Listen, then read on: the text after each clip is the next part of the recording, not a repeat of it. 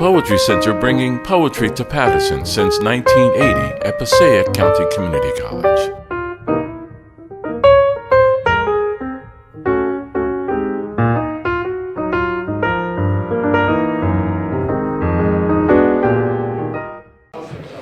Hi, everybody. My name is Barry Boss. I'm Laura's son, and I want to take this opportunity to welcome everybody and thank you for coming. Really appreciate all the support for the foundation and for the award winners, finalists and award winners. So thank you for coming to support the foundation and to support them. I thought that we would start, this was actually Michelle Lerner's idea, that we'd start with a very short video, because some of you, I think, didn't have the opportunity to meet my mother. If you had met her or read her poetry, I think you'd probably remember it. But we thought it would be helpful to give you a sense of who she was, to do a little 4-minute video to start. What I was just going to say, before I knew we had a video about my mother, was that she was incredibly, in her poetry, incredibly honest, unembarrassed, and unapologetic. And she expressed her emotions and said things that she felt that she would say at that moment, but they were incredibly embarrassing to me, but not the slightest bit embarrassing to her. And today, actually, coincidentally, is my 23rd wedding anniversary. And I'd like to say that there's some really profound reason why we scheduled the award ceremony on that day. But the truth of the matter is I just forgot. But there is actually a connection with Kathy because the first time she met my mother was at the January 1st poetry reading at CBGB's. And I don't know if any of you were ever there for that, but it was quite an interesting phenomena. And my mother got up to read, and I remember she'd never met Kathy before, and Kathy and I had always had this debate about whose family was more eccentric. That wasn't the word we used, but I'll use that here. And my mother got up, and she read the poem, Of Course I Was a Virgin, in which she uses the word penis at least 25 times. And it was, Kathy says, more times than she's ever heard her mother in her life mention it. And she got done reading the poetry. There was rave, response, people screaming, "What's the name of your book?" And Kathy turned to me at the end of that and said, "You win," with regard to the family.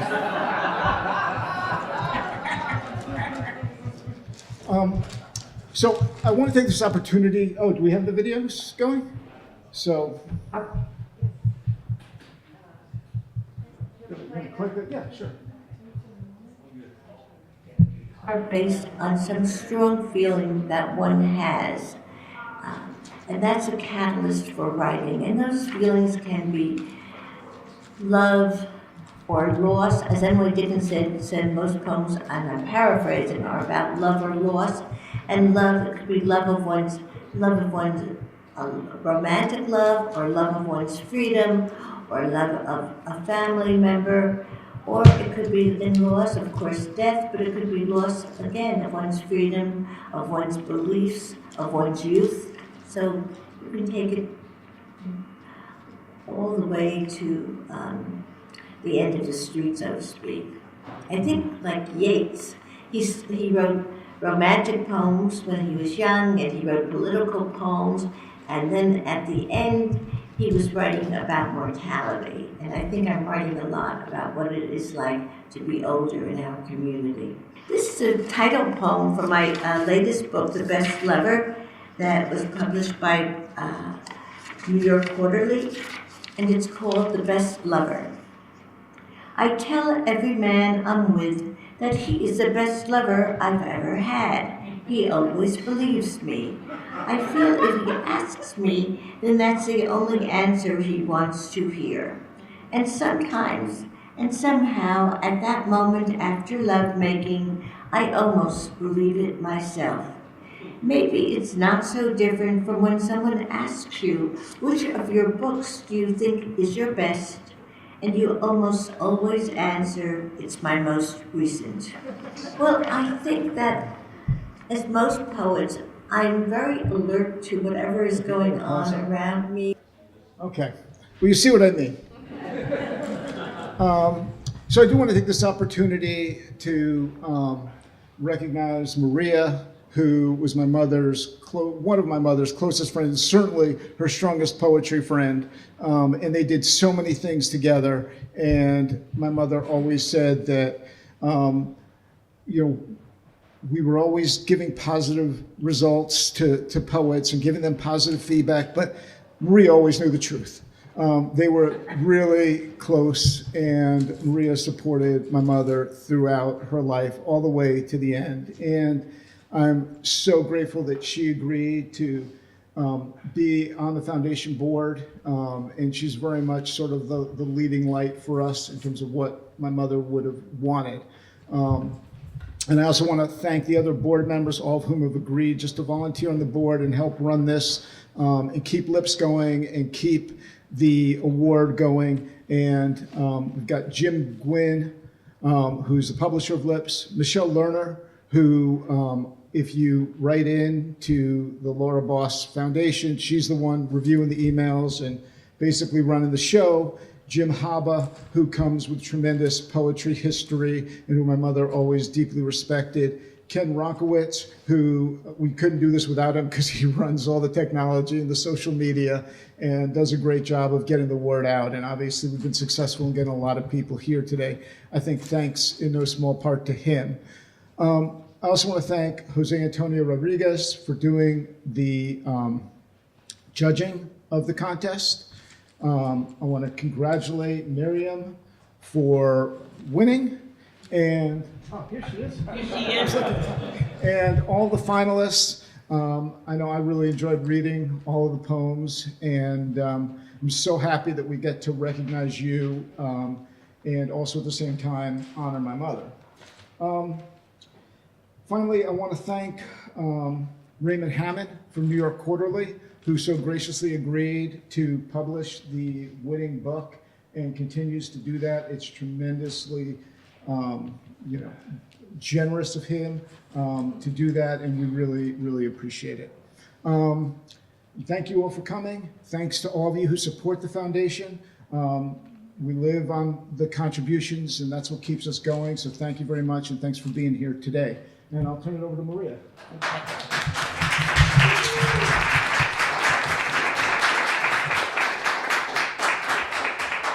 Thanks so much, Barry.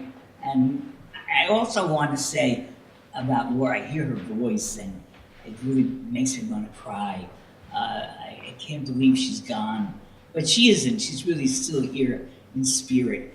And I know she would have loved the poems that were chosen for the award, because that was her kind of poetry. And she was never afraid to tell the truth. And she told it straight, not slang. And she wasn't afraid to tell it straight. I still remember one time when we went to do a reading and her skirt fell off. And most of us would have crawled under the sage and died right there. But not Laura. She picked the button snapped on her skirt. So it fell down, and underneath she was wearing very sexy underclothes. So she picked the skirt up off the floor and she just held it together and went on the stage and did a reading. And that was Laura. She was one of the most generous people to other poets, and to give advice and to give help to other poets. She would have loved the idea of this award and the fact that her name lives on. For me, her name will always live on, but I hope this award will help her legacy to be carried on. And she loved narrative poetry. She was not really a fan of obscure poetry, and she was a big fan of poetry that told the truth. Anyway, today we have Miriam Levine, who won first prize for her book, Forget About Sleep. And there are copies outside for sale, and I'm sure she'd be happy to sign them after. I'm just going to read, you have her bio. One thing we didn't know, Jose's in Texas. He's a professor at a university in Texas. And he didn't say anything, and we didn't know until Ken discovered by going on the web. We didn't know that Miriam had lived for a while in Paterson and then in Passaic. And we just didn't know that. In fact, she has a novel set in Paterson, I believe. Anyway, I'm not going to bother to read the bios because I think you have bios in your program. And I think that I'll just read the first 2 lines so that people hearing this on YouTube will be able to just get the basic idea. Forget About Sleep is her 6th collection. Mark Doty chose her collection, Dark Opens, for the Autumn House Poetry Prize. And her work has appeared in lots of very prestigious magazines. She's received grants from the NEA and the Massachusetts Arts Foundation, and she lives in New Hampshire and Florida. And she's also published a novel in Paterson. Her grandfather came to Paterson from Poland, and her aunt worked in the silk mills as a warper and weaver. And the quote from Jose, who was my graduate student at Binghamton University 15 years ago, and is now a professor at this university in Texas. And he also, I want to say yesterday, had another poem in the New Yorker. Some things I envy very much, I have to say. Anyway, he had another poem in the New Yorker. And he says of Miriam's book, I found a collection suffused with varied emotions and questions that come from a lifetime of memories about childhood friends, adolescent romance, desire, pain, aging parents, parents of friends, about community and its relationship to the beautiful, if indifferent, natural world that nonetheless remains ever open to meaning. Ultimately, the poems here trace the exquisite struggle to make meaning, expansive and profound. Forget About Sleep is a triumph. Let's welcome Miriam Levine.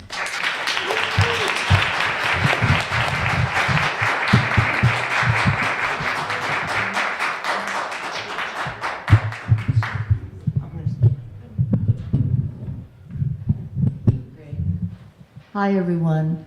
Thanks to the board. Thanks to my publisher, Raymond Hammond at New York Quarterly Books. Thanks to Barry Boss. And thanks to all of you who have come out to Paterson, where I was born and lived for a brief period before coming to Passaic. I want to say that the book is dedicated to my friend, the author Julia Marcus. She and I met in a dormitory at Boston University years ago, and we've been talking and exchanging ideas ever since. I want to quote from a poet that I admire, Seamus Heaney.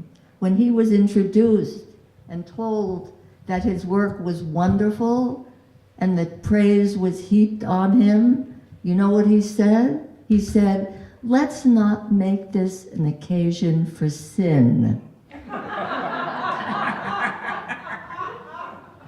And I always love that. But maybe we can sin a little bit. We can sin just a little bit and have some fun with that. I'll quote another poet before I get started. And that poet, Wallace Stevens, said that description is revelation. Description is revelation. And I think that that would connect with Laura Boss. I never knew her. And I'm just getting to know her a little bit. Description is revelation. I'll read the first poem from Forget About Sleep. Deeper, darker. Everything bright will darken. This day, that star, this river, little frill of blackberry flowers giving way to insistent fruit. The boy's voice, deeper, darker. Our sky, the swelling cloud, leaf and the shadow of the leaf, bird and the bird's cry. It's late, we're not done with love.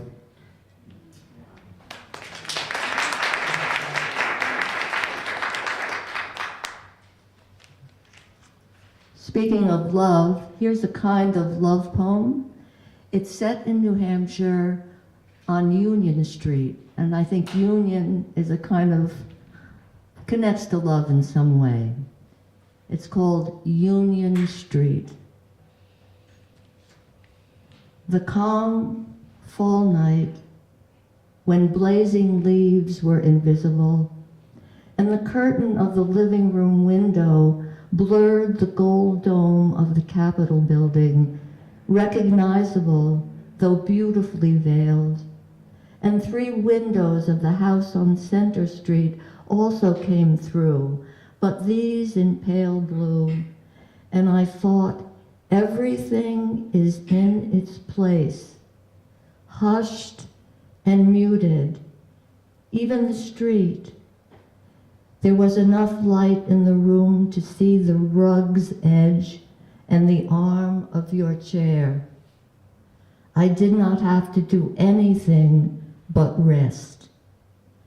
The door to your bedroom was open, and your nightlight showed a familiar path I might have taken to watch you dreaming.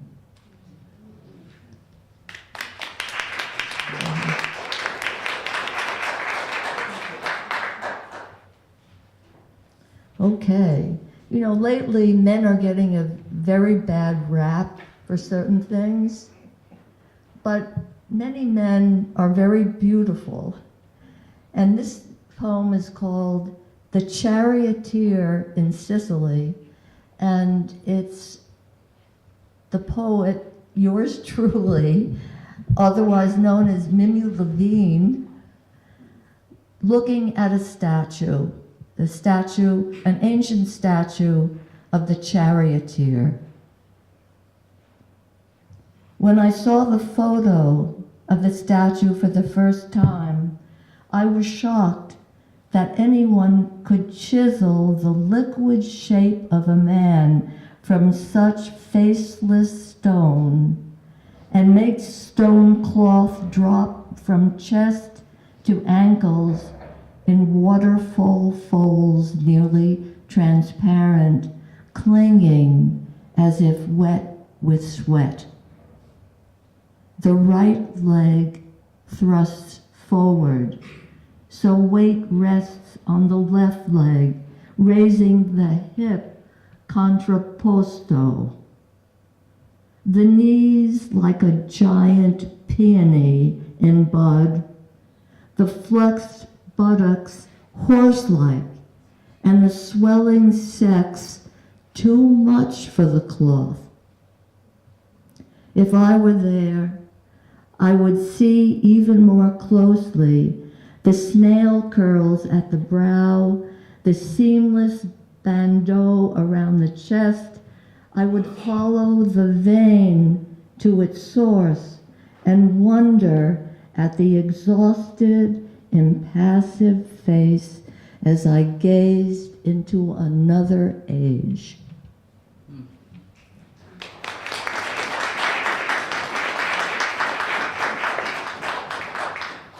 Okay, now for a change of pace, and this has to do with a favorite of mine. Let me see if I can get this open.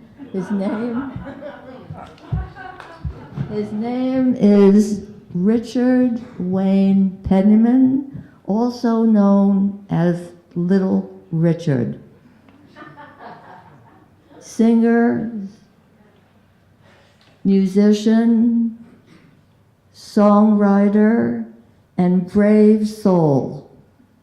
It's called High C. He could hit those high notes. Little Richard, High C.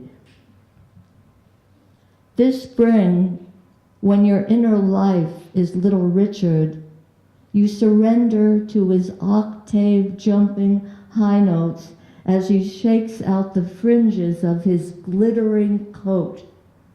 His boots glitter too. How narrow those feet and those wigs. How full. Is that your hair, he's asked? It's mine, I bought it.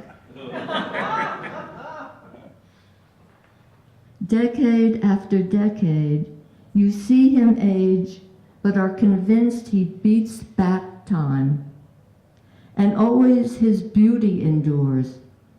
Bare-chested, under his cape, he strolled through Heathrow. Man drop his cup of coffee when he see me. And I give him the peace sign. Now he's screaming and streaming through earbuds into your brain.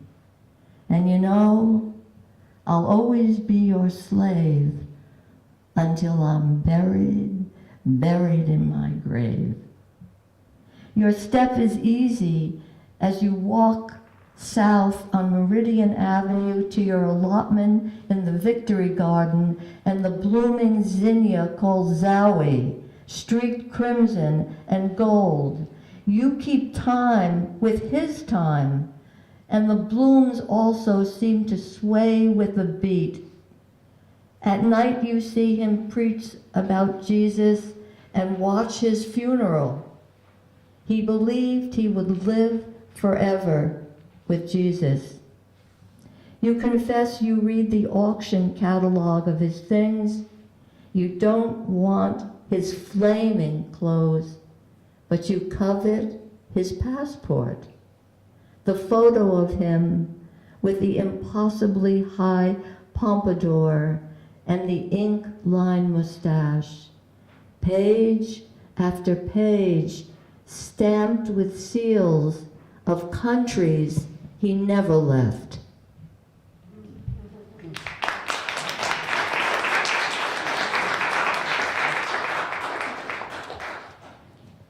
Okay, forget about sleep. How do you title a book?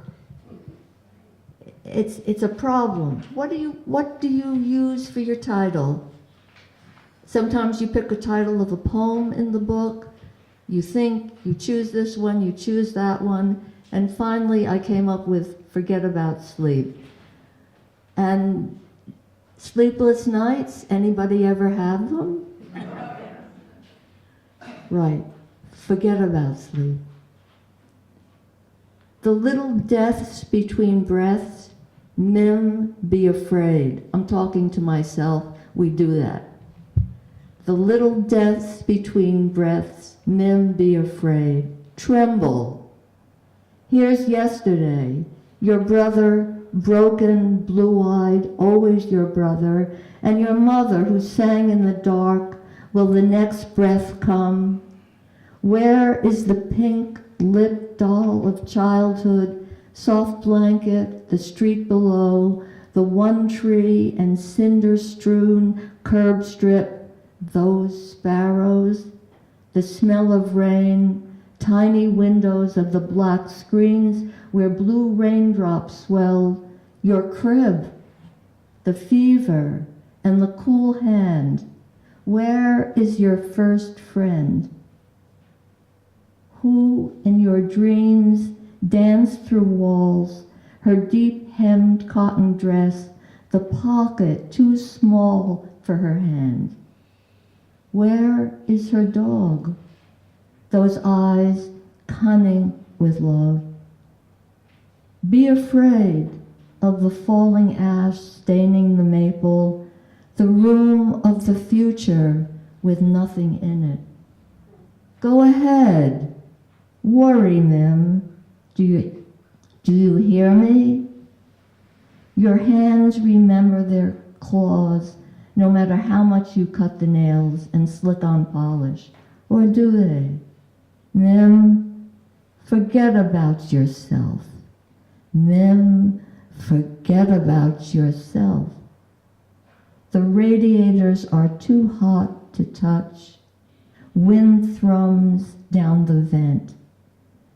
There's thunder, not enough air for the candle. Forget about sleep, Mim.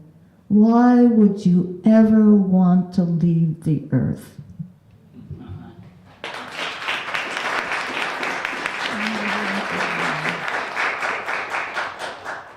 Okay, here's a short one. Not sleepless nights now. This poem begins with a question. What will I need?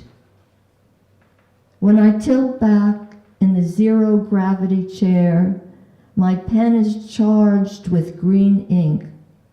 My book open like a cat on its back.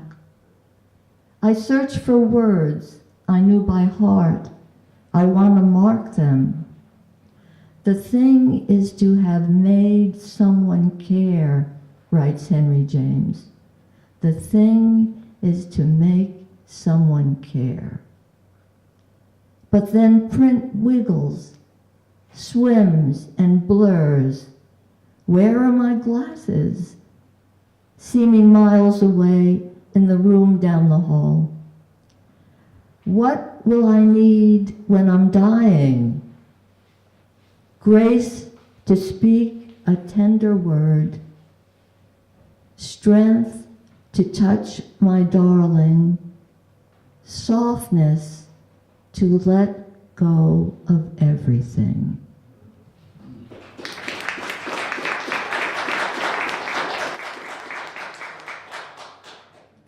I live part of the year in a very, very hectic place, South Beach, and it's getting more and more hectic. But there's some wonderful experiences in South Beach. And here's one. This poem is called Already Here. Do you know how sometimes we're longing for things? I want this, I want that. And this poem testifies that what I think I need is here already. The hell with Amazon, I'm not gonna order. Okay, already here. What I might have wished for is already here. The long loose line of pelicans flying north that seems to break but comes together. The man on the sidewalk near 6th Street, always the unlit cigar in his hand, guarding a promise. The tran swishing through Flamingo Park, shaking out her curls, calling, darling, darling, darling, I'm here. Beautiful boys racing the spongy track, backs shining with sweat, wave after wave, filming the sand with amethyst. Colors fading, the waves always and always returning. The flash of green parrots flocking, the egret balancing on the top of the hedge. Color of cedar, the negligent filmy curtain dragging on the sill. Casino ships on the horizon with no destination. The old woman who asks for directions to Alton Road, and my correct answer, and the young man who suddenly appears and says, I'm going your way.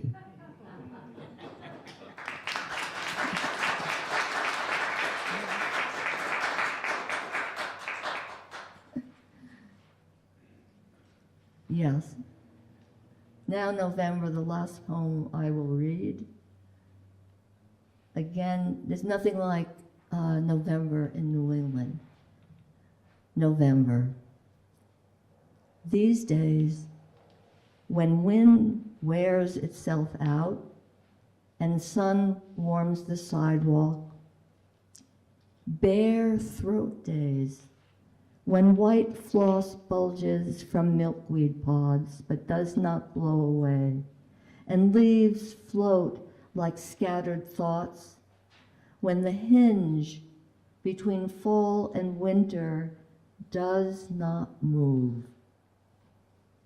And those nights too, when long past midnight, windows are flooded with light, and it seems everyone on this street is awake, timed and tuned to something we cannot see, something I imagine faith to be. Thank you.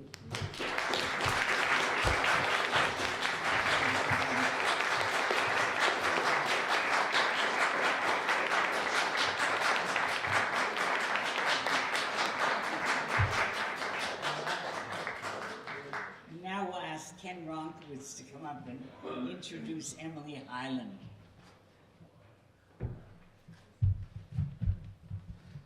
So Emily Hyland comes to us today from the land of enchantment, also known as New Mexico. She earned her MFA in poetry and her MA in English education from Brooklyn College. Her collection, Divorced Business Partners, was a finalist for both the Hollis Summer Poetry Prize and the Unleashed Press Books Award and will be published this October. Emily is the only poet I know of who is also a restaurateur.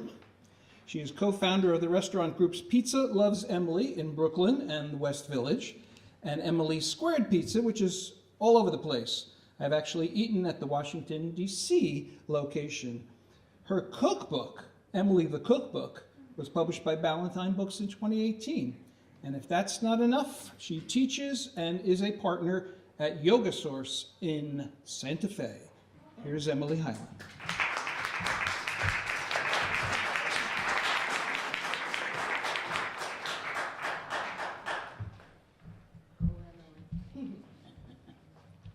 Okay, I'm too tall. Okay, and congratulations, Miriam. Same to you. Cheers. Hi, everybody. Thank you so much for coming out today. So I'll read just right from the middle of the drama. Divorced Business Partners takes place at a small mom and pop restaurant, and it's owned by a husband and wife who are in the thick of things.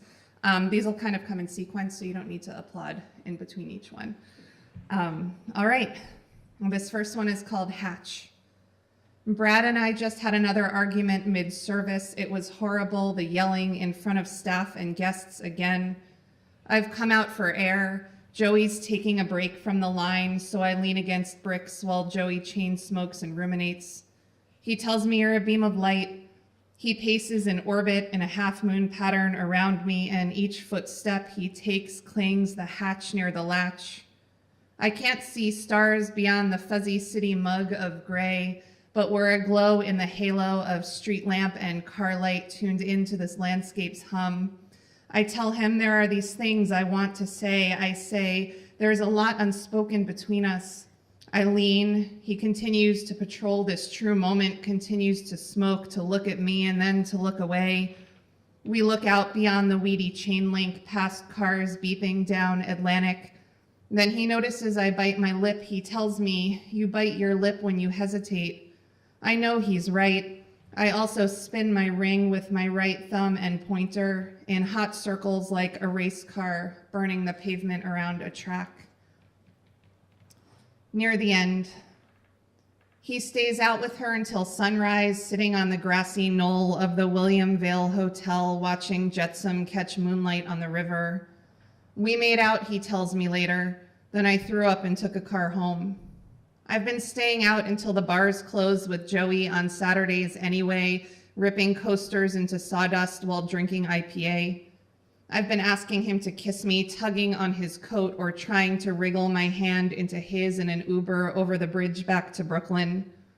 He always keeps the boundary.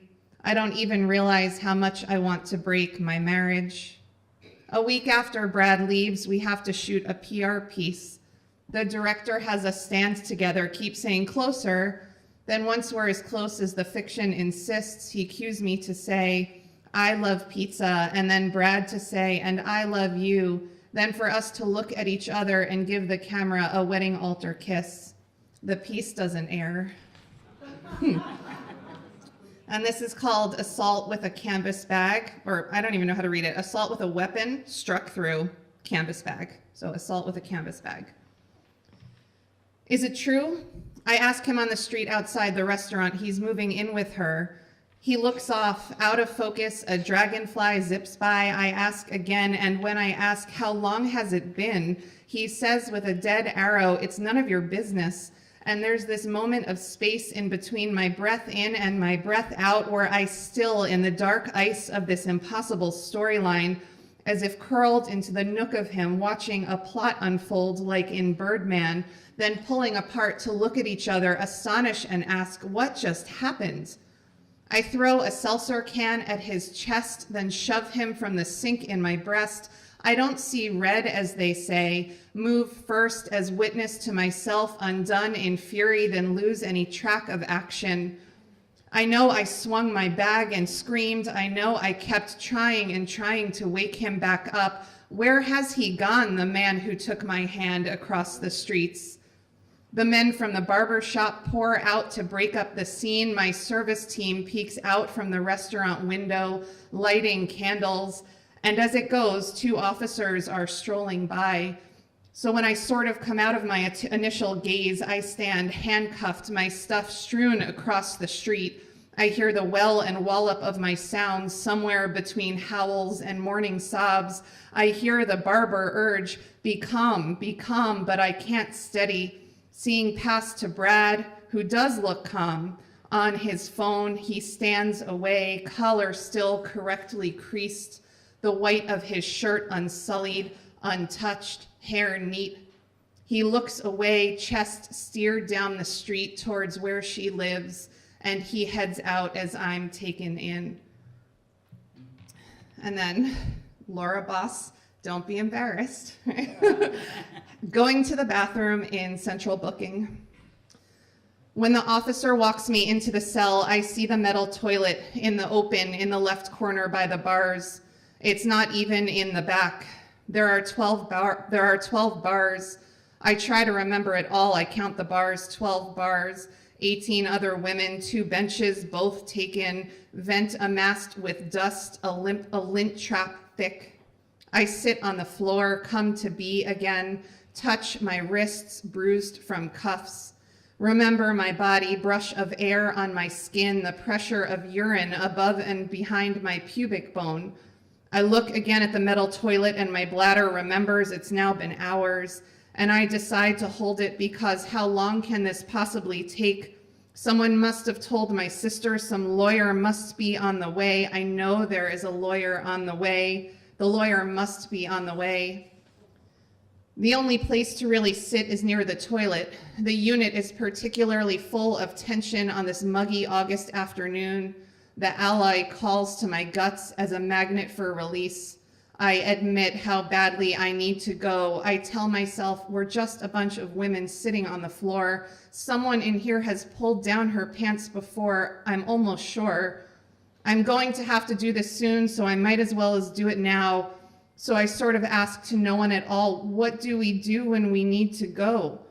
A cellmate tells me, yell to the CO for toilet tissue. She'll bring you some from the roll.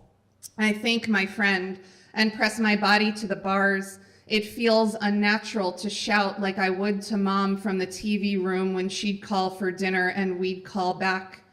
The group is amused by my soft caw out, so someone hollers. I'm grateful her voice booms and bellows for me down the hall. The CO gives me a few sheets. Thank God I only have to pee.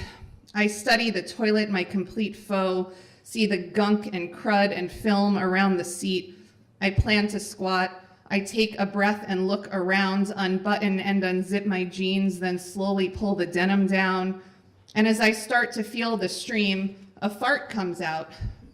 I can't control its loud and long, a foghorn blow that's thick with shame, and on the beat a peer roars out, "Hot damn, this bitch has got some gas." Another laughs loud and slaps her leg. She could shoot a car across the state. The whole cell is rolling on the ground. I wipe so quick I feel the wet all down my thigh. I sort of roll my eyes, then smile to realize the glue in this long, short spell, any chance to break the buzz of dwell and hot ennui, an act of craft. I have more left, so toot again, and we all crack up so hard it hurts against the concrete floor, where we'll all together later lay our heads and wait our turns until we go. Thank you very much.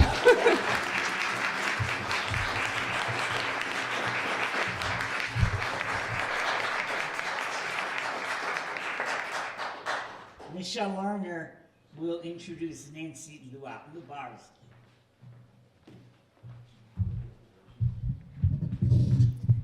I am not too tall.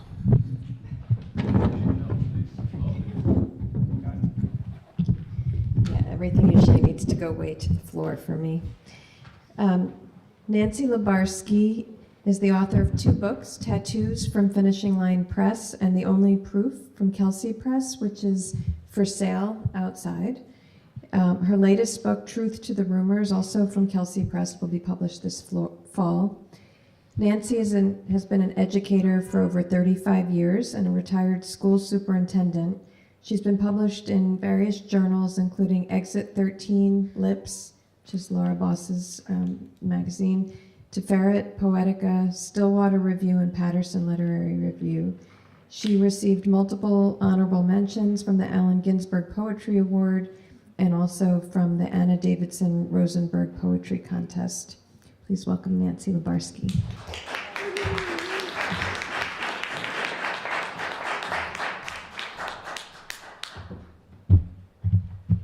So happy to be here among my fellow honorees, and congratulations to you and to everyone else. Thank you. That's great. My first poem is entitled Vacation Bible School. Jesus said, "Let the little children come to me." This had to be what Miss Marie told my mother after she knocked on our door to solicit young lambs for the next week's session. With her blonde bob and belted dress, she could have been June Cleaver borrowing a cup of sugar. In early summer, as the temperature rose, my mother left her recliner, peeled away layers of woolens, slipped on her best dress, first sign of her manic swing, so she was ready to respond to the knock. My older sister, out with friends, had long ago withdrawn from my mother's orbit, which left me as the offering. I heard my mother chat with Miss Marie. She was both attentive and erratic, fueled by a cocktail of barometric pressure and neural misfirings. My father, at work, did not know what was being sacrificed here. Our freezer was filled with kosher meat. We still used separate dishes and lit Friday night candles. Yet she signed me up for a week of Jesus in Miss Marie's living room. "Mom, we're Jewish, I whispered, but she wanted me there. Miss Marie smirked. "Young lady, I'll see you on Monday." This poem is called I'm Still Waiting. I'm still waiting for the decoder ring, the X-ray specs, and the hypno coins from the back pages of my Archie comics.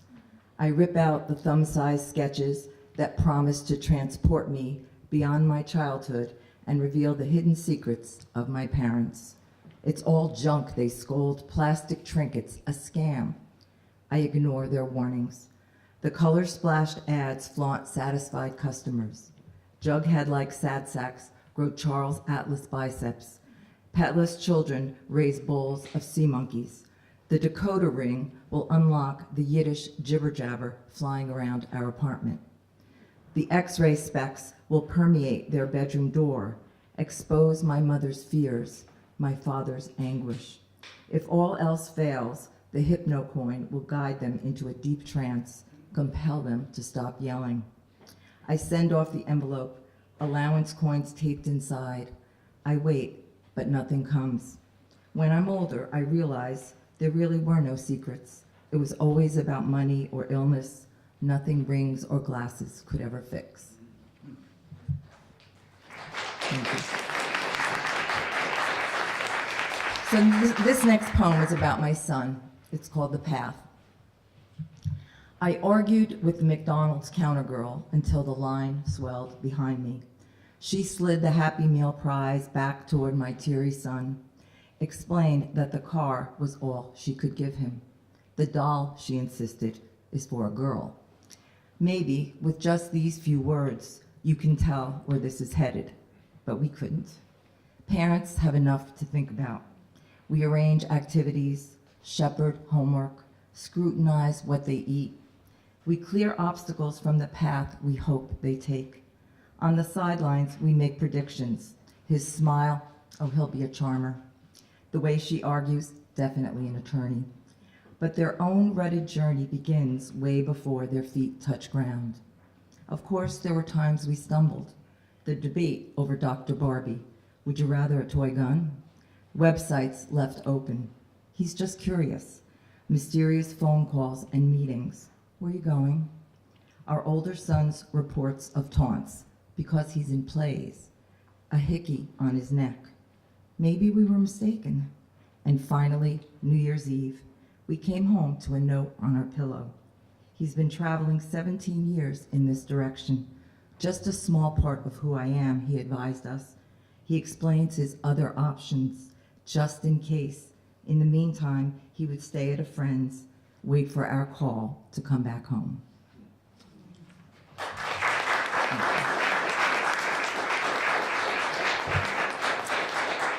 This poem is entitled The Landing. The night Neil Armstrong walked on the moon, I was drafting my first and only steamy sex novel. It was the summer after 6th grade. I was 12. My mission, I thought, was to fill the void between beach blanket movies and Valley of the Dolls, read with my parents' permission. Never mind that no boy had ever touched me or even asked me out. My only kiss came from the spin of a bottle. While the world was riveted to TV screens, my characters were in a car on a hilltop about to undress. The moon looked equally inviting.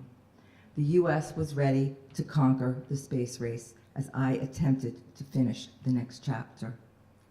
Hearts dotted the I's of scribbled loosely pages as they fell to the floor. Inside the space capsule, Armstrong was anxious. Just before the landing, one panel flashed an error code. There was little fuel left. Meanwhile, my protagonist struggled with his girlfriend's buttons. It appeared that both men might overshoot the projected landing zones. But subtle and adroit last-minute maneuvers led to triumph. The world cheered. My friends read my story and were also pleased.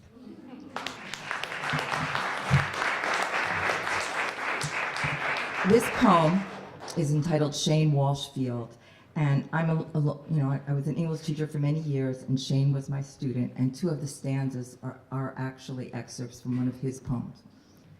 Shane Walshfield. My walking path curves around the baseball field. The newly cut lawn erases past season's footprints, but some players linger. Shane's name rises up. White letters arch over the red backstop, a name I hadn't thought of since I retired. He transferred midterm from his failed year at Our Lady of Perpetual Intolerance, a baseball player who never spoke. He reserved his words for the page. He took to the Canterbury Tales assignment. Chaucer might have agreed that Shane's prologue was a worthy imitation. We're a team full of various social chunks, nerds, hoods, and braggers, some of us drunks. We've been brought together by a common theme. Baseball's our sport, being champs is our dream. His journey was just beginning, but I was no longer his teacher. Shane forgot that stories could meander, change course. In his post-high school version, he never anticipated the plot twist. I saw the end of Shane's story before he did, in print, tossed on my lawn. He was headed for college stardom. What were his thoughts that dark night alone as he swerved into the path of that tree? I am Shane Walsh, a dominant force. I ace pitchers like nerds ace a physics course. I'm above the rest, ahead of the game. I'll make all the fans remember my name.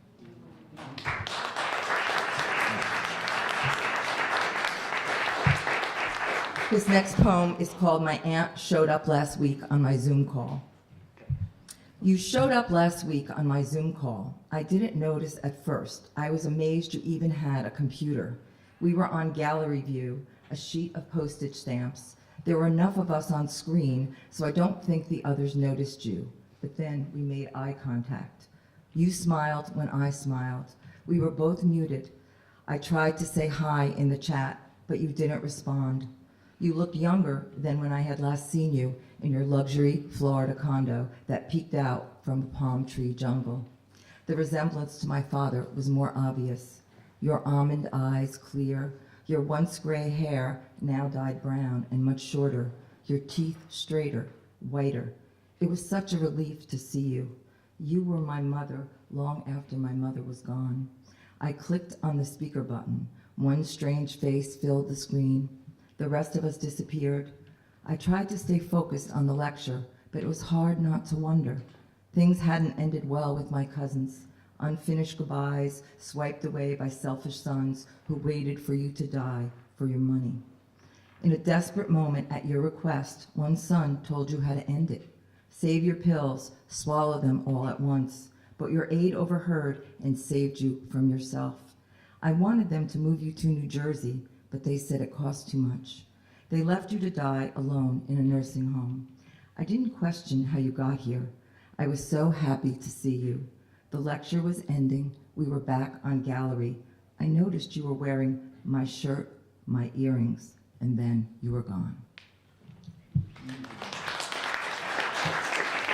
And finally, this poem will be the last poem in my upcoming collection. It's called Train Ride. I board the train to New York City this morning. I hear the scrape of metal, a quiet chug, garbled announcements. The car jerks as the train departs. Only then I figure out my seat faces backwards. I'm disoriented, a bit queasy. I don't like this view. Through filmy windows, trees and factories rush by, escape my awareness. I can't see the video billboards that play short vignettes of what I need to buy or signs that reveal what's coming. All I see are blank backs, but then I realize I can linger, gaze a bit longer. I imagine my stories on the back of these signs. What's already happened is clearer. I can't see what's ahead. It's a gift that we don't know what awaits us.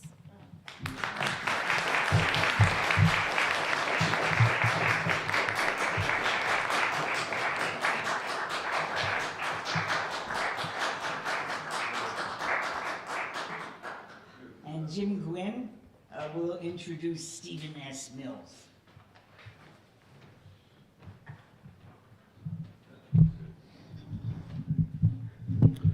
Hello, everyone. My name is Jim Gwyn. It's a big pleasure to be introducing our next poet, but first off, I want to make a shameless plug for Lips magazine. I've worked with Laura for many years and started with her on Lips in back in the 1996, 7, something like that. And with the continuation of Lips through the board, we're able to bring you a lot of different poets from a lot of different backgrounds. And without the board, I don't know if the print version of Lips magazine would be continuing. But we are robust, we are strong. Our next reading will be June 15th at the Clifton, New Jersey Main Library. So come on out for that event. It's a Saturday, 2 p.m. and we'll have a good time. I see some of you are in the edition, so come on out. We're going to have a whole bunch of other people there too. So that should be nice. It's my honor, as I said, to introduce Stephen S. Mills. He's published several books through Sibling Rivalry Press, and his work has also appeared in a number of magazines and journals, American Poetry Review, Columbia Poetry Review, Antioch Review, New York Quarterly, and others. Two of his books were placed on the Over the Rainbow list, which is compiled every year by the American Library Association, which does very important work. He's also a playwright, author of a couple plays, Waiting for Manilow and Is That All There Is? Lives in New York City and has made it out here today to New Jersey. Please welcome Stephen S. Mills.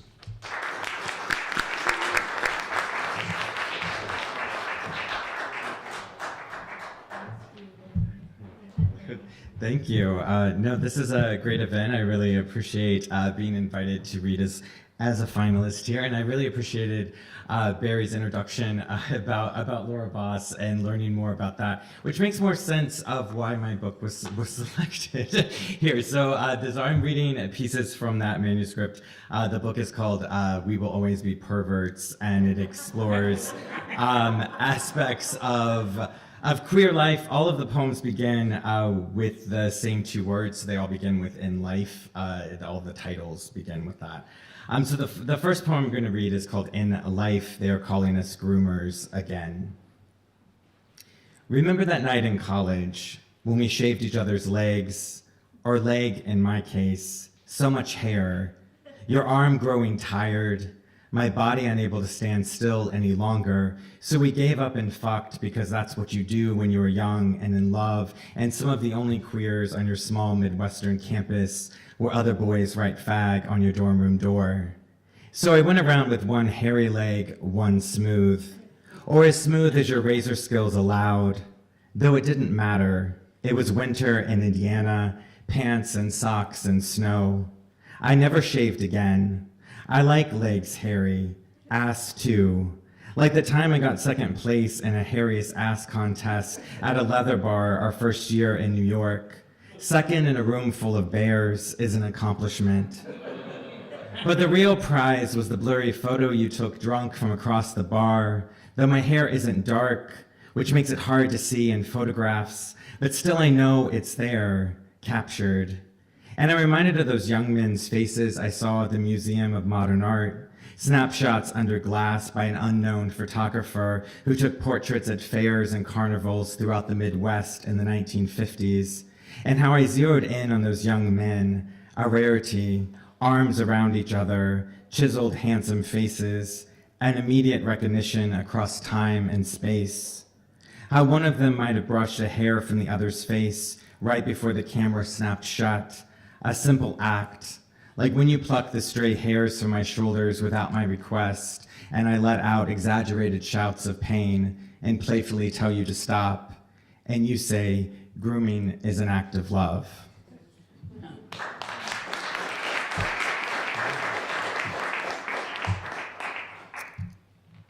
All right, in life, we dance at a gay bar named after a dead first lady. And they play Jolene by Dolly, and we sing at the top of our lungs as the boys all move in and out of doors, to and from the dance floor, to and from the water that is so close by, here on the edge of the island. And you say, can you imagine writing a song about a bank teller you were jealous of and having it survive this long? And I laugh, asking if you've forgotten I'm a writer, and no matter what any writer tells you, that is always our goal, survival.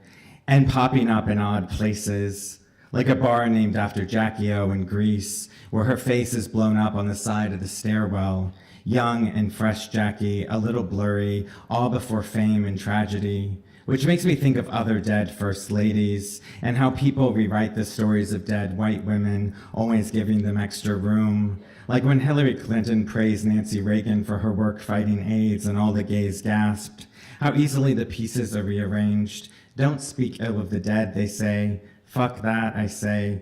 But Jackie was different, brave and beautiful, with a keen eye for fashion, which makes her an easy gay icon. Like her insistence on continuing to wear that bloody pink Chanel suit that changed America, changed our access to information. But that picture isn't here in this bar, where we dance miles from home, trying to forget the tragedies of America, of our moment, of our soon-to-be history.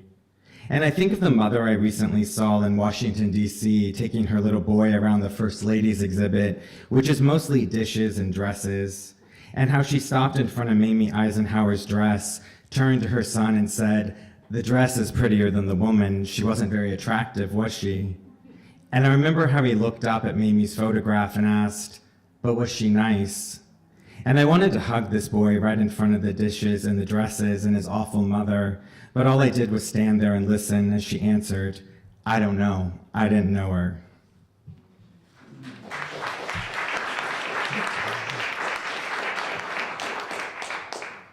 And this poem is called "In Life, the Woman Sitting Next to Me on the Plane Asks what happens if a big wave hits New York City."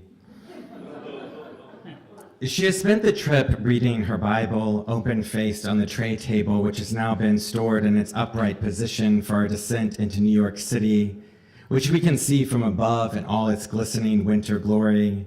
She doesn't begin with the wave, but other simpler questions, which I try to answer quickly, going back to my own book, which is a Bible of sorts, a Bible of some queer man's boyfriends, his hookups, his affairs. I wonder if she's seen all the fucks and holes on the pages as I flipped them. I'm guessing no, since she's now engaging me in mindless conversation. Is Central Park really that great? Yes, I say it is. She's just passing through, heading farther south, worries she'll miss her connection and get stuck in this city where she's never been, just over it, through it, never fully in it. I say she should come sometime, though I don't mean it. Then I attempt to open my book again, but that's when she spots the Statue of Liberty, as if she's surprised to find it there in the water. "It's so small," she says, and I wonder if she understands perspective, our relationship to land. But I just nod, and that's when the wave comes into mind, and the question so strange, what happens if a big wave hits New York City? She almost whispers it against the window, her lips away from me, so I pretend not to hear, as we get closer and closer to the earth, the landing gear opening, and then that moment of contact, that return.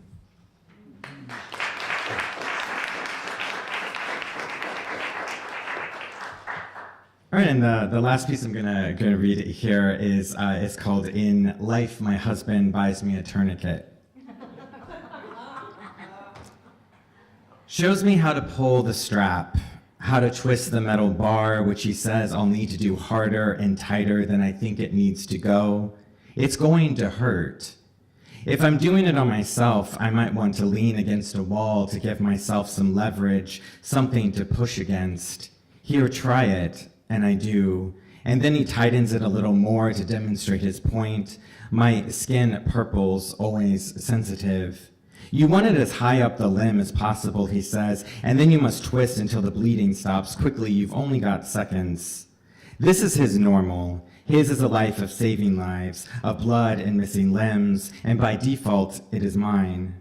We've moved past denial into this place of talking about the unthinkable, of being prepared like a Boy Scout, of calmly practicing technique, practicing how to save our lives, or maybe how to save the other from the dread of what not saving might mean.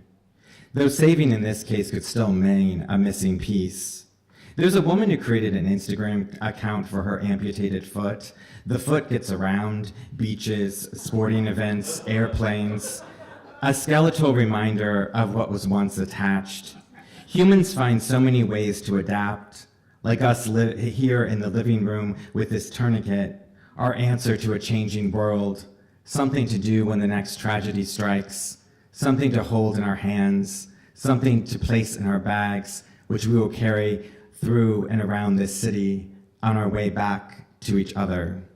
Thank you.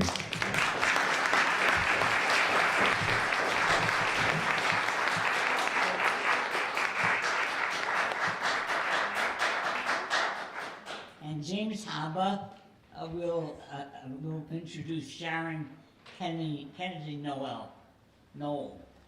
Sorry.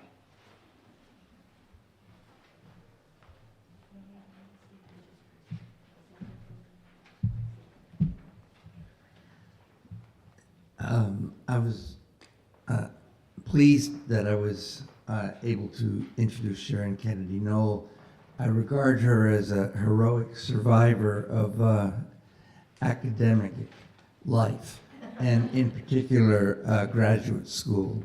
She is one of the few people I know who managed to survive getting a PhD at the University of Iowa and still is able to write a poem.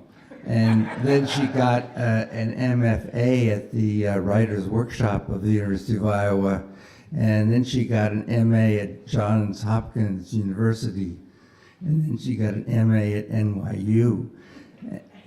And so it's amazing that she's still walking and talking, let alone writing poems. And she's now the poet laureate of Sullivan County in New York, and she's just received a poet laureate fellowship from the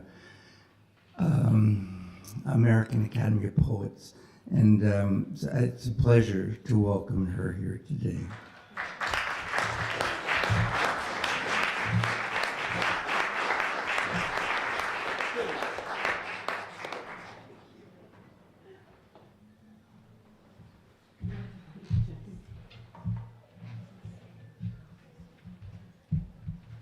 Well, I don't know quite what to say to that introduction. Thank you. It's a pleasure to be here, and really an honor to learn more about Laura and to have this event in her memory. I think it's great. So I'm going to read you some poems from my manuscript, Not Waving, the lines from Stevie Smith's I'm Not Waving, I'm Drowning. Most of the poems in the book concern my oldest son. Better to say nothing. Can you hear me okay? Maybe a little lower, maybe a little, thanks. That's good, maybe a little higher. Okay. Thanks, Ken. 10-year-old you sealed your mouth shut with duct tape. Battleship gray. Strips enough to patch a corsair. You otherwise engaged with books and b-ball, miming Emmett Kelly's sad smile, and making layup after layup. The baby giggled, Grandma and I shrugged through our household drudgery, I avoiding your drawn eyes, lower lids yanked down into the bloodshot spaces. Then the doorbell. New neighbor with a package. Wrongly delivered, you getting there first, taking the mail, nodding, nothing to it. But Grandma rushed the storm door, gushing, my grandson's a little silly, still thinks it's Halloween, anticipating a call from Child Protection Services.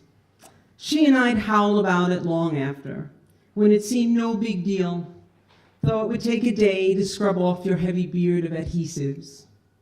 We lived then in the lead house, so dubbed because of the toxic dust we breathed, when the landlord sanded down the shiplap.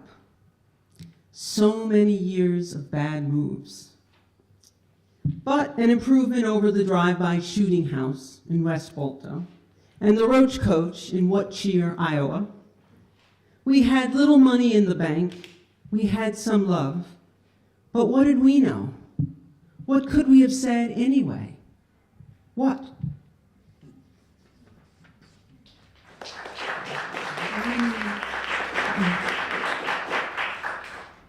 Slivers. Home from rehab for just 3 hours, and we gathered together to celebrate an almost Odyssean return. Grandma asks how you like your homecoming dinner.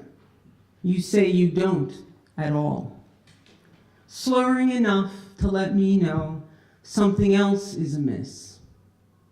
We later found the stolen vanilla extract bottles, about 3,000, enough to make about 3,000 cakes. But you deny everything, climbing on the dining room table, stepping right through the lasagna, flattening the salad, belt in hand, slashing at us, brandishing against the chandelier's teardrops. I dimly hear the Waterford shatter, in tinkling intervals a glass shower. You, a little King Kong, as we keep begging with you to please get down. You eventually do with the chandelier, from which you had just tried to hang yourself. 6 months later, you're in a place where they don't allow even zippers. No handles on the sinks. Everything you now own donated. The dining room has been restored, but there's still so much missing. Crystal splinters under our nails. Not remembering, you shrug it off, the way a dog shakes off a dip.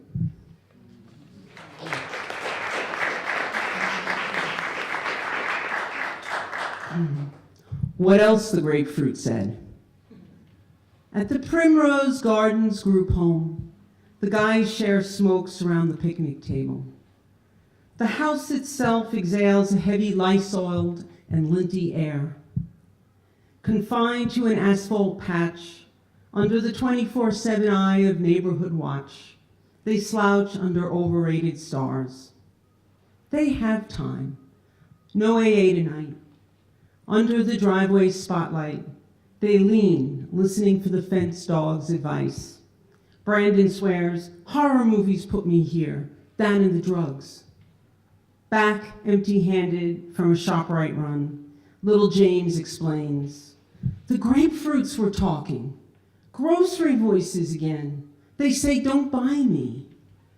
Never mind the ice pick in somebody's eye that sent him up. Inside, the house hums clean as the dryers tumble on cycle fluff. They're like 7 Snow Whites, worn out after another day of scrubbing, mopping, vacuuming, as if conscience could be cleared by a good once-over and a well-made bed. Con on all counts, I'm here to see my son, the witch's apple of my eye. But they all greet, hiya, mama, mama. Big Eric wails, when you gonna bake that lemon meringue? I lie easily, promising next time, next time.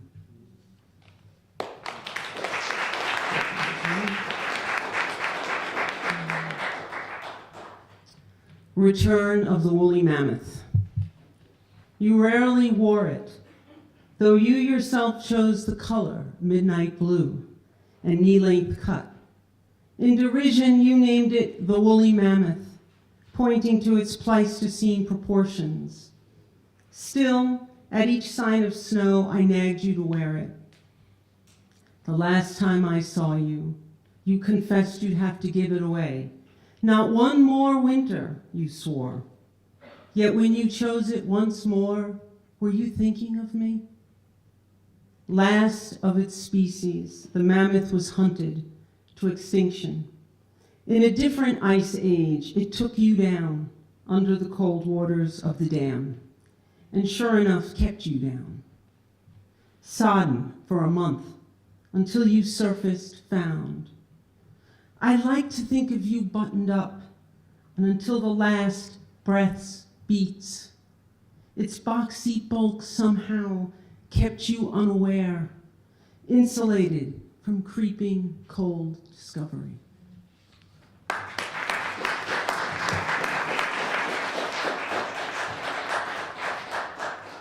Spring break. Charlie, the boy next door, buried today. Went unexpectedly but peacefully in the early hours, so the obit goes, which suggests just one thing, as he was 17, and the ambulance came so quietly.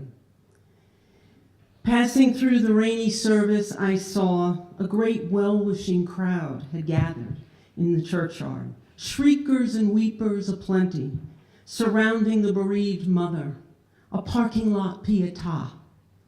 She looked up to proclaim, Charlie's filled his purpose here. Others insisting he was eagerly looking forward to Williams that fall.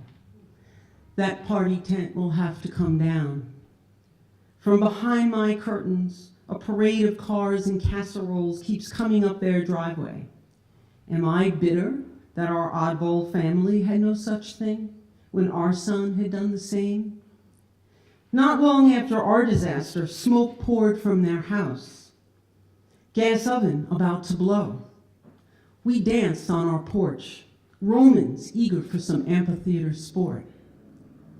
When nothing happened, we felt downcast, bedeviled. Why were even the not-so-nice families spared while we hung black crepe on our Christmas wreath? In the green insult of the spring, none bloomed from the store-bought daffodil bouquet. Dried, yellowed wisps, like pinched wasp wings, I kept them hovering in cloudy water, and after all was done, even smiled in their direction.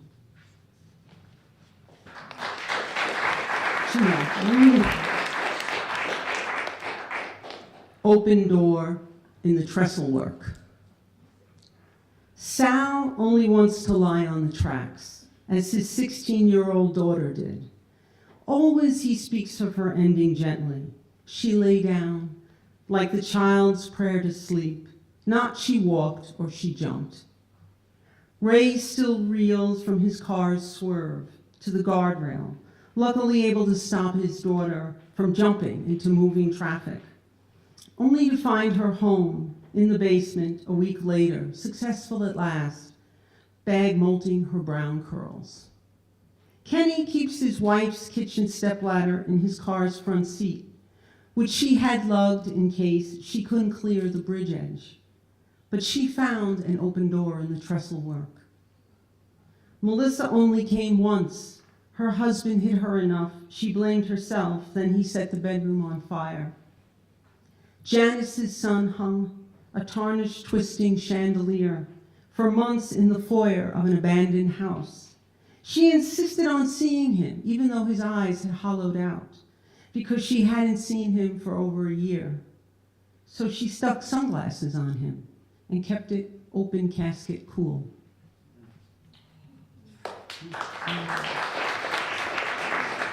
The last one. Impromptu.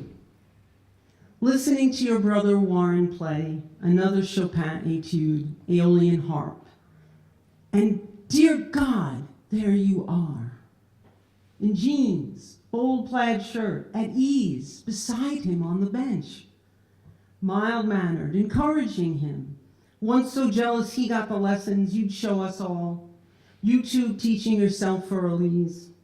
I stammer, but you're unable to get that lead word said. You reply, it's all right, Mom. I can stay. Dinner and even the weekend. Leaving me so stupidly pleased. I can wake and stay pleased. Thank you.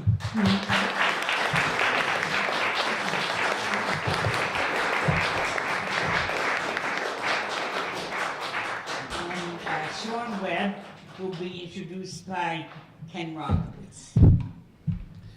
I think it's incredible the diversity of poems you hear today. I can't take credit for it. The board can't take credit for it. It must be some kind of synchronicity in the universe. But Sean Webb comes to us today from Pennsylvania.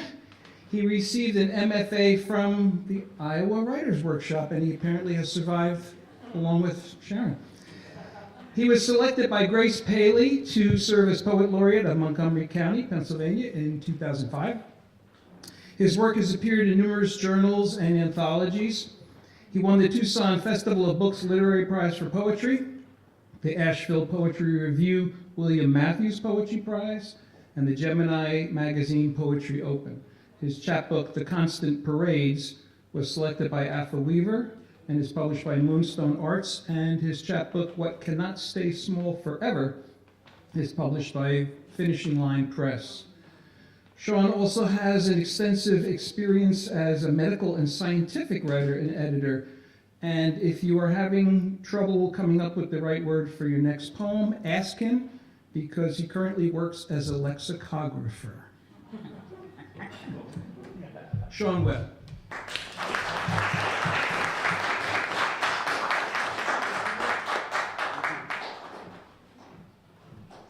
Congratulations to Miriam and to everyone the foundation. And it's great to learn a bit about Laura Boss, and I find that a couple people I know in Philadelphia knew Laura. And it's nice to be in Paterson.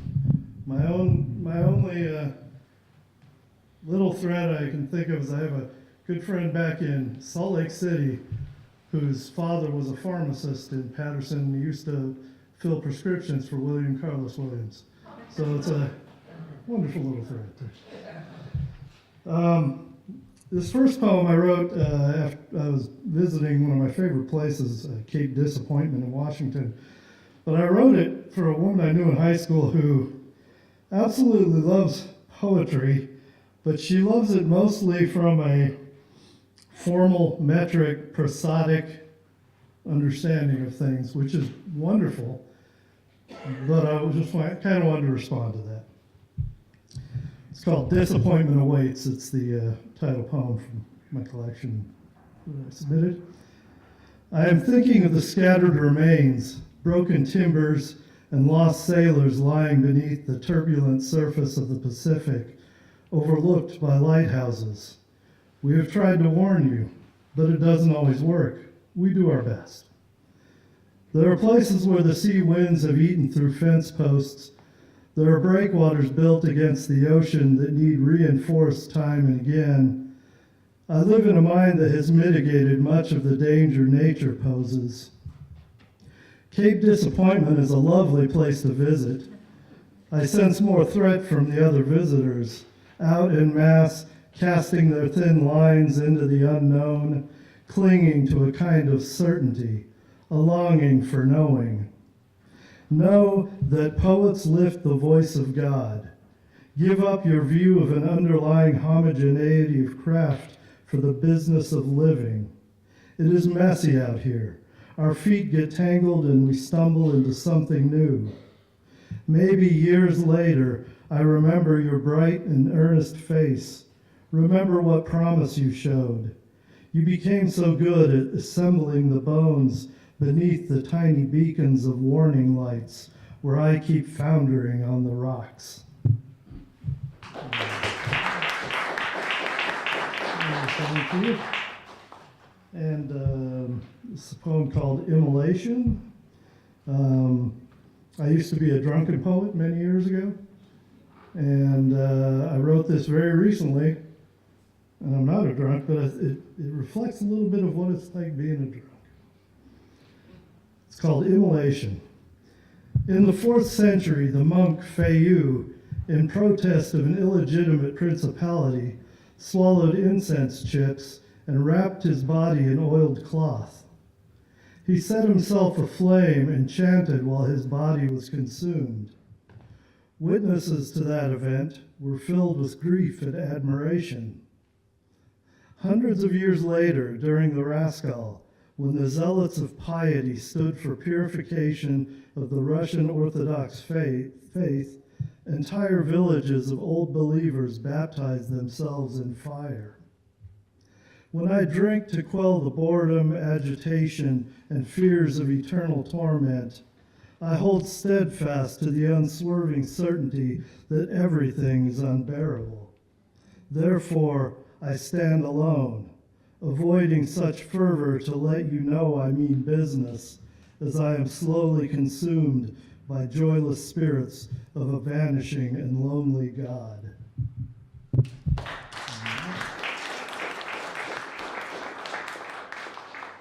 And I'll read a couple more, but this one is a bit long, and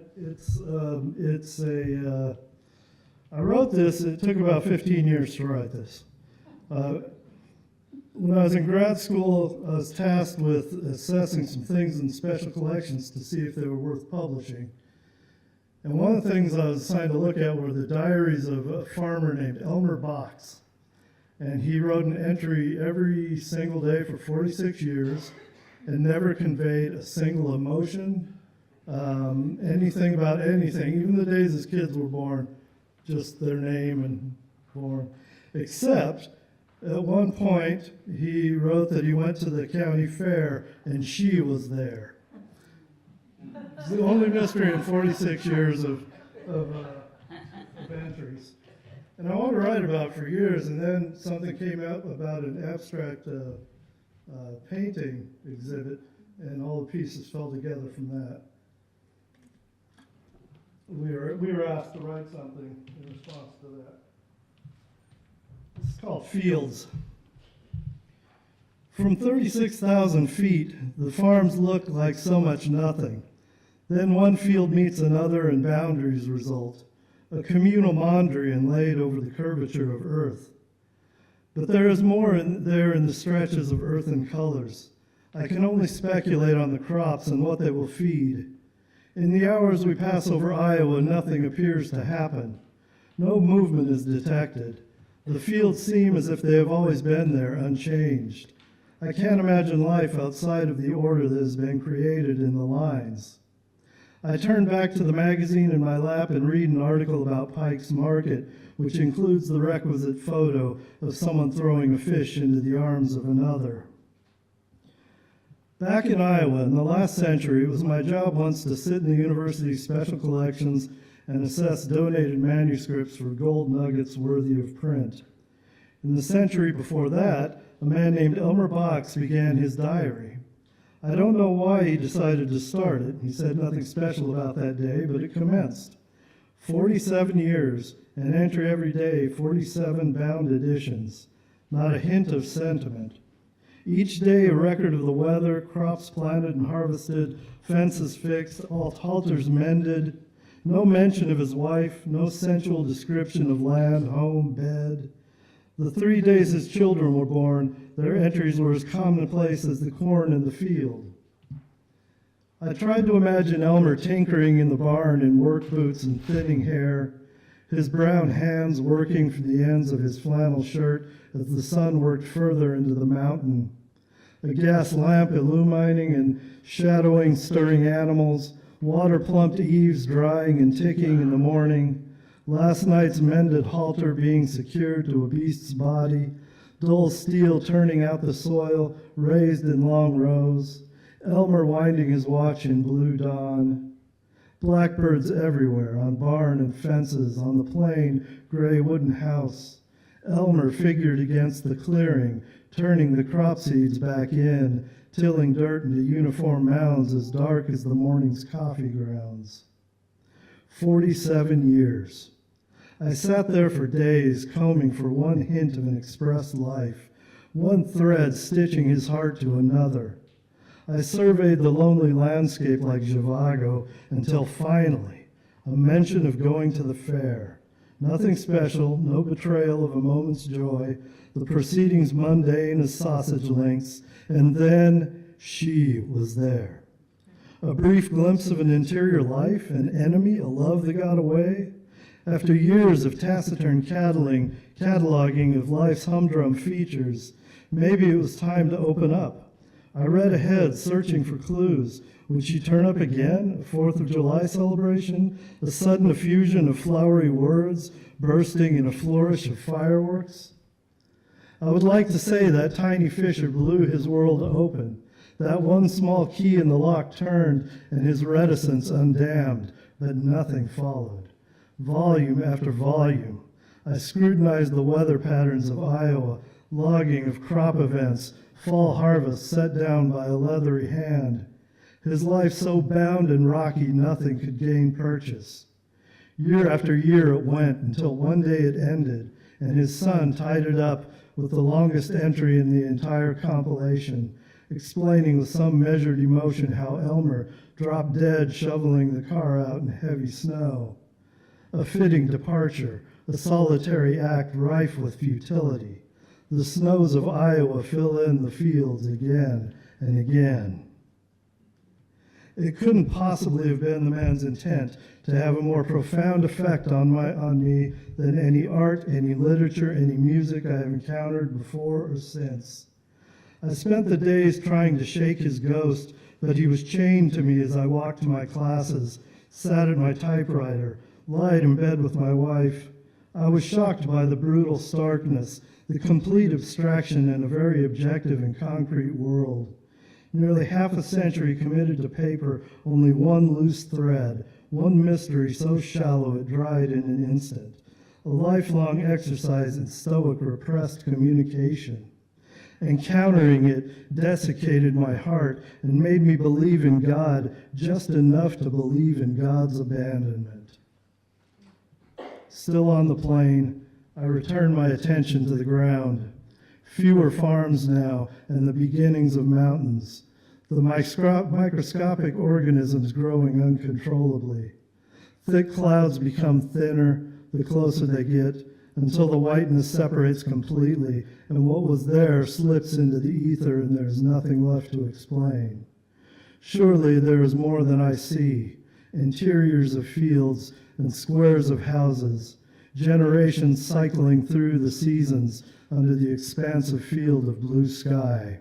Occasionally a plane flying over, filled with distant lives, abstract and common as grains of fall wheat, that culminate in an immense register of abundance.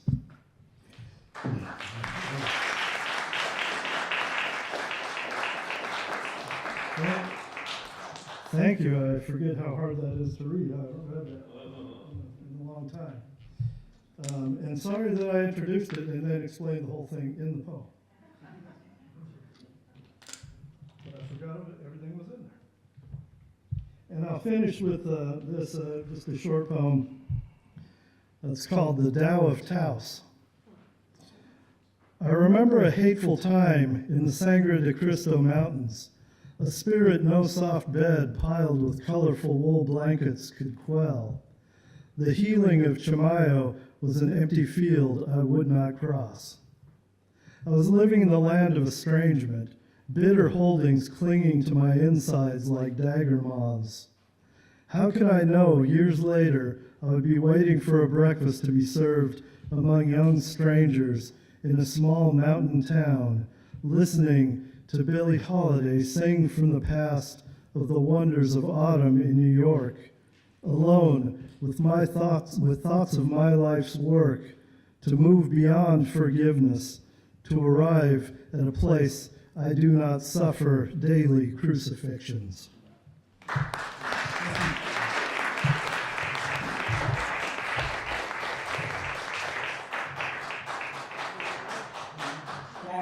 Will give the concluding remarks. I just want to thank everybody for coming, and especially thank Miriam, all the finalists. It was really a great reading. I know we all really enjoyed it and got a lot out of it. And I would just ask that if you have the ability to support the foundation going forward so we can continue to do this and continue to publish lips. I know it's important to me personally and important to many people in the room, and we appreciate all the support that you've given us by coming here today and by just your presence, contributing the poems and everything else. So thank you, and thank you, Maria, thank you, Miriam. Thank you to all the finalists, and thank you to the board. We've still got books left, and I'm sure people would be happy to sign them. So thanks very much for coming, and see you next year. Thank you. One other thing before you go, we have workshops. We have a reading on the first Saturday in April, and we have workshops, and we have a few spaces left in the workshops. So if you want to go on the web and sign up for a workshop, they're usually quite wonderful, and we hope you enjoy it.